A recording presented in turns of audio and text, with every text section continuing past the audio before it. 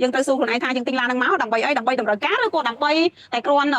តាំងតុកចោលនៅមុខផ្ទះចឹងណាជាក់ស្ដែងអញ្ចឹងហើយបងប្អូនអាចពិចារណាថាយើងគួរទិញឡានប្រភេទណាបើសិនជាយើងអត់សូវមានលទ្ធភាពទេយើងរកចំណូលបានតិចទេចំណាយយើងក៏ច្រើនចឹងបងប្អូននឹងទិញយើងត្រូវពិចារណាដែរតែគួរទិញឡានប្រភេទណាប្រភេទសំចៃឬក៏យើងលោតហក់ដល់ឡានសេរីខ្ពស់យើងខ្ចីធនាគារទិញអីទិញយើងយកមកទុកចោលយើងអត់សូវបានប្រើប្រាស់